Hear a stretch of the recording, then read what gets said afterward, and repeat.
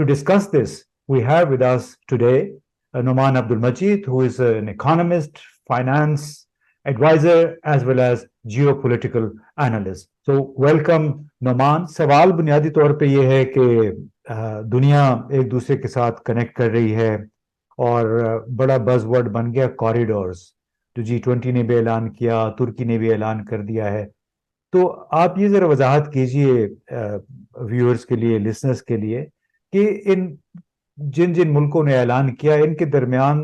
बाहमी तिजारत, बायलैटरल और जिसको मल्टीलैटरल कहते हैं, वो तो पहले से जारी है. तो ये नए कॉरिडोर का कॉन्सेप्ट क्यों सामने आता है, इसकी क्या अहमियत है, क्यों ये इसको इस तरह पुश कर रहे हैं, और लगता है कि इन मुल्कों के दरमियान, दो ब्लॉक्स के दरमियान मुकाबला शुरू हो गया है, कॉरिडोर्स की एक दौड़ शुरू हो गई है. थैंक यू इम्तियाज साहब. पिछले 200 सालों की, बल्कि इससे पहले की आप तारीख देखेंगे तो सबसे जो अहम हिस्सा था आलमी तिजारत का, वो शिपिंग लाइंस थी. जो भी आलमी कुव्वत, चाहे वो ब्रिटिश एम्पायर हो, पोर्टुगीज हो या अमेरिकन हो, जो शिपिंग रूट्स को कंटेन करती थी, तो वही बेसिकली आलमी तिजारत को भी कंट्रोल करती थी. अब हम जानते हैं पिछले 100 सालों में अमेरिका का गलबा रहा है अपने एयरक्राफ्ट कैरियर्स की वजह से. अब चाइना ने अपने आप को एक्सपैंड करना शुरू किया, अपनी प्रोडक्शन कैपेसिटी बढ़ानी शुरू की, और उसको लगा सर्टेन पॉइंट पे आके कि उसको मजीद नई मार्केट्स को दरियाफ्त करने की जरूरत है. तो जाहिर है कि अब वो मिलिट्री रूट्स के थ्रू नहीं हो सकता. उसका एक ही तरीके का था, चाइना ने एक ही इनोवेटिव आइडिया लेकर आए कि जो ट्रेड रूट्स का, इकोनॉमिक कॉरिडोर का, इसका नाम उन्होंने रखा BRI, belt and road initiative. इसका मकसद ये था कि एक ऐसा पोर्ट्स का नेटवर्क क्रिएट किया जाए, पोर्ट्स का, कॉरिडोर्स का, ट्रेड रूट्स का, रेलवे लाइंस का, रोड्स का, कि जिसके जरिए से सारी जो गुड्स हैं वो जो वेस्टर्न और डेवलप्ड मार्केट से वहां तक पहुंचाई जा सके, लैंड रूट्स और शिपिंग रूट्स के थ्रू. और ये सारी चीजें आपस में कनेक्टेड हो ताकि बहुत लंबे जो है शिपिंग रूट्स ना लेने पड़े. As a result of it, जो आपका जो BRI है उसके भी 6 हिस्से हैं, जिसमें से एक इंडो चाइना है, एक आपका वस्ती एशिया से है, और इसका एक बहुत अहम हिस्सा है चाइना पाकिस्तान इकोनॉमिक कॉरिडोर, जिसमें आप जानते हैं कि इंडो चाइना में, वियतनाम में और जो है म्यांमार वगैरह में जो है अपनी वो पोर्ट्स बना रहे थे. सेकेंडली यहाँ पे जो है आपके श्रीलंका में उनकी जो बड़ी मशहूर पोर्ट थी. सिमिलरली पाकिस्तान में उन्होंने अपना ग्वादर में उन्होंने अपनी एक बेस क्रिएट की थी. ओमान में जो है, बेस से मेरी मुराद है कि ट्रेड बेस की बात कर रहा हूँ मैं, जो अपनी पोर्ट और अपना जो फ्री जोन बनाया था. और इसी तरह ओमान में जो है दुकुम इकोनॉमिक जोन जो है, वहां पर उन्होंने काफी इन्वेस्टमेंट की थी. तो हो ये रहा था कि पिछले 10 सालों से बात हो रही थी कि चाइना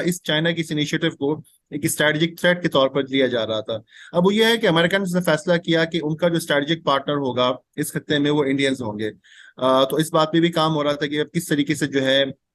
BRI को काउंटर किया जाए. अमेरिका, हम जानते हैं कि ऑलरेडी चाइना पे काफी सैंक्शंस लगा रहा है टेक्नोलॉजी डोमेन के अंदर. तो ये बहुत जरूरी हो गया था कि अब जो है अमेरिका अपने स्ट्रेटेजिक इंटरेस्ट को इस खत्ते में तहफ्फुज देने के लिए इंडिया के साथ पार्टनरशिप में कोई काम करे. तो अब जो है उन्होंने ये नया जो है G20 के अंदर एक नया ट्रेड रूट का अनाउंसमेंट किया, जिसमें बताया गया कि इंडिया, मिडल ईस्ट और जो है वहां से मामला जो है, जो ट्रेड चलेगी, यूरोप और नॉर्थ अमेरिका जाएगी. लेकिन नतीजा ये निकला कि उसकी फौरी दौर, उसके अगले रोज जो है तुर्की ने अनाउंस किया कि हमें इस किस्म का कोई भी ट्रेड रूट एक्सेप्टेड नहीं होगा. हम मिडल ईस्ट को तो ऑन बोर्ड करेंगे, लेकिन आप तुर्की को बाईपास नहीं कर सकते. तो अब इससे सूरत हाल बड़ी इंपॉर्टेंट हो जाती है कि एक तरफ इराक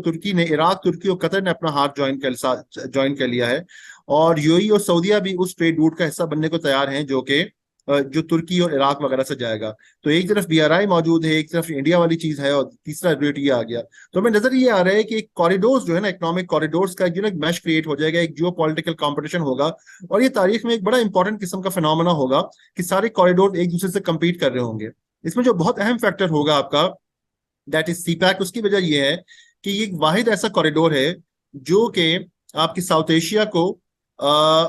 एशिया को मिडल ईस्ट से कनेक्ट करता है. तो अगर हमने कोई भी ऐसा कॉरिडोर क्रिएट करना है जो चाइना से शुरू हो, साउथ एशिया में आए, और साउथ एशिया से निकल के मिडल ईस्ट और फिर वहां से तुर्की से होता हुआ जाए, तो आप देखिए इसमें तमाम कंट्रीज में कॉमन फैक्टर जो है वो पाकिस्तान है. पाकिस्तान के चाइनीज से भी अच्छे ताल्लुकात हैं, तुर्की से भी अच्छे ताल्लुकात हैं, हमारे मिडल ईस्टर्न कंट्री से भी अच्छे ताल्लुकात हैं. नतीजा ये निकलेगा, अगर पाकिस्तान इस कॉरिडोर का हिस्सा बन जाता है, तो एक पाकिस्तान के लिए एक बहुत बड़ी, पाकिस्तान जैसे हम जानते हैं बहुत सारी हमें स्ट्रेटेजिक अपॉर्चुनिटीज मिली हैं जो हमने जाया की हैं, लेकिन मुझे ऐसा महसूस होता है कि पाकिस्तान को एक बहुत बड़ी स्ट्रेटेजिक अपॉर्चुनिटी मिलने जा रही है, और इस मतलब हम जाया करना अफोर्ड नहीं कर सकते. राहदारियों की जो नई एक लिहाज से दौड़ है, इसमें सऊदी अरब कहाँ है? क्योंकि सऊदी अरब के अभी इसराइल के साथ कहा जा रहा है ताल्लुकात कायम हो रहे हैं. इसराइल के वजीर सयाहत 2 दिन का दौरा भी कर लिया सऊदी अरब का. तो जो अब्राहम अकॉर्ड हुए थे अमरीकी सदर डोनाल्ड ट्रंप के ज़माने में, تو یہ اسی سلسلے کی ایک کڑی ہے، اور اس کی وجہ سے جو، بلکہ اصل میں پوچھنا چاہ رہا تھا کہ جو ویژن 2030 ہے محمد بن سلمان کی، کیا وہ سمجھتے ہیں کہ اسرائیل جیسے ملک کے ساتھ تعلقات قائم کیے بغیر ان کی جو ویژن ہے، جو ترقی، ملک کو ترقی دینے کا جو منصوبہ ہے، وہ اتنا مؤثر طریقے سے آگے نہیں بڑھایا جا سکے گا جتنا اسرائیل کو ملا کے، کیونکہ اسرائیل پہ خاص نظر ہے امریکہ کی، اور پھر بہت سارا کیپٹل جو ہے دنیا بھر میں وہ اسرائیل یا یہودیوں کے قبضے میں ہے، ان کے کنٹرول میں ہے۔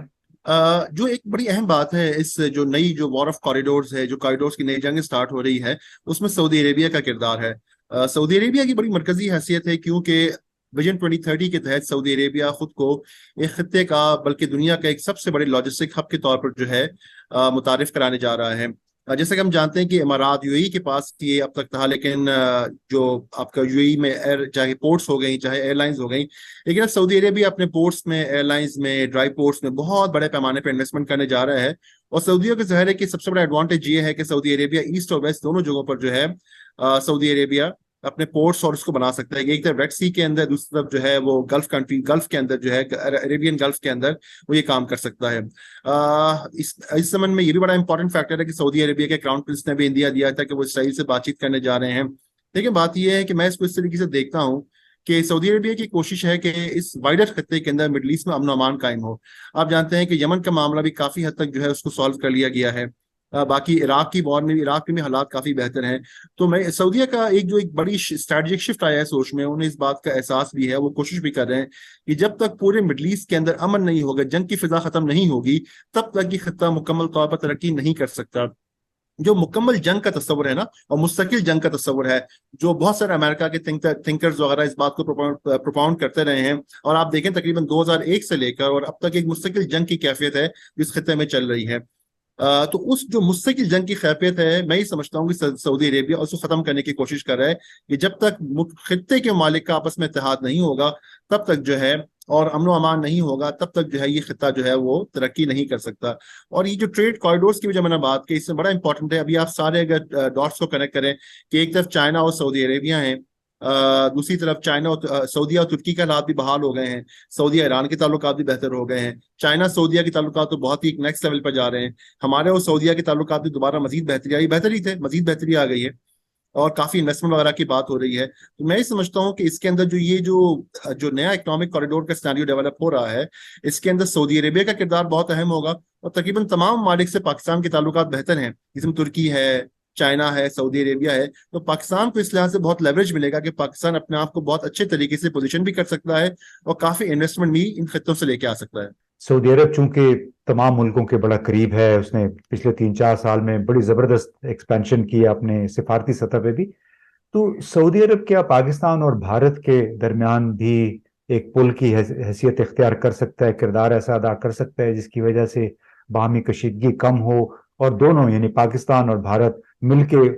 ان منصوبوں کو پھر پائے تکمیل تک پہنچانے کی کوشش کریں، اس ویژن کو جو کہ محمد بن سلمان کی طرف سے آئی ہے؟ دیکھیں، اس کا ایک بڑا اہم پہلو اس پوری جو ایکویلیبریم ہے اس کا ہے ہندوستان پاکستان کے تعلقات کا۔ ایک طرف ہندوستان بھی اپنے مسلس کو فلیکس کر رہا ہے، ایک طرف پاکستان بھی جو ہے وہ چاہتا ہے کہ خلیجی ممالک سے اپنے تعلقات کو مزید بہتر بنائے۔ کیا خلیجی ممالک اور دیگر ممالک پاکستان اور انڈیا کے تعلقات کو بہتر بنانے میں کردار ادا کر سکیں گے؟ مجھے اس وقت دراصل یوں مشکل یہ نظر آتا ہے اس وقت کہ وہ اگر کوشش کریں بھی کہ ہندوستان کا مائنڈ سیٹ بہت ڈفرینٹ ہے، وہ کافی اگریسو موڈ میں ہے، اور وہی دیکھ رہے ہیں کہ پاکستان کی سیاسی اور معاشی صورتحال اتنی اچھی نہیں ہے۔ گلف کنٹریز اگر اس بات کو دیکھتے بھی ہیں تو ان کا پرسپیکٹو بہت ڈفرینٹ ہے، چائنیز بھی اس بات کو سمجھتے ہیں، لیکن ہندوستان اور پاکستان کا جو ہے نا، ہندوستان کا جو اس وقت جو حکومت ہے اور جو معاملات ہیں، ہو سکتا ہے کہ اس چیز کی کوشش کی جائے گلف کنٹریز کی طرف سے، لیکن چونکہ ہم یہ دیکھ رہے ہیں کہ امریکنز کبھی اس بات میں خوش نہیں ہوں گے کہ ہندوستان، پاکستان اور گلف سارے ممالک کے تعلقات ٹھیک ہو جائیں، کیونکہ ایٹ لاسٹ پاکستان اور چائنا کا بھی ایک بڑا امپورٹنٹ رول ہے۔ تو اگر چائنیز اور پاکستان کلوز ہیں، پاکستان اور گلف کنٹریز کلوز ہیں، تو by virtue of economic corridor یہ جو رائیولری ہے اس میں اضافہ تو ہو سکتا ہے، لیکن میرے خیال میں کمی آنے کے امکانات مجھے بھی نظر نہیں آ رہے۔ جی دوستو، آپ نے نعمان عبد المجید صاحب کی باتیں سنی،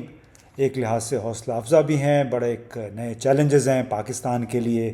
اور ہمیں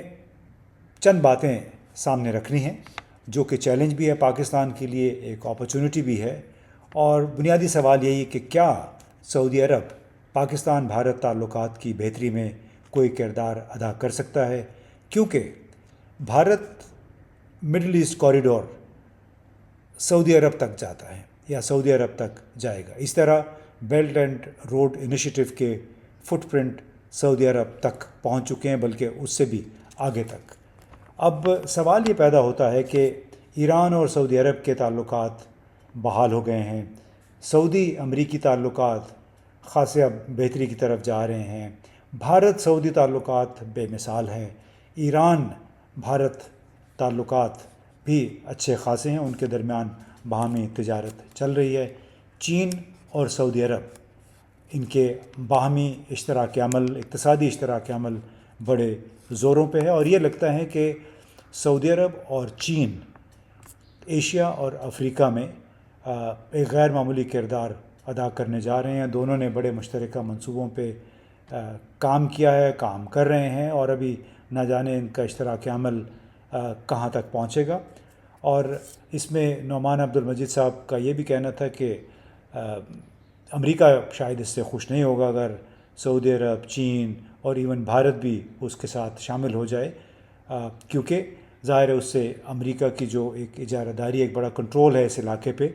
وہ بھی ختم ہونے کا خدشہ ہو سکتا ہے. تو بنیادی ایک سوال ہم چھوڑے جا رہے ہیں اس شو کے آخر میں، اور وہ یہ کہ کیا امریکہ چاہے گا کہ ایشیا کے ان تمام ممالک کے درمیان کوریڈورز یا راہداریوں کے ذریعے سیاسی اور اقتصادی رابطے بہتر ہوں، اور یہی اس علاقے میں امن اور استحکام کا ذریعہ بن سکے.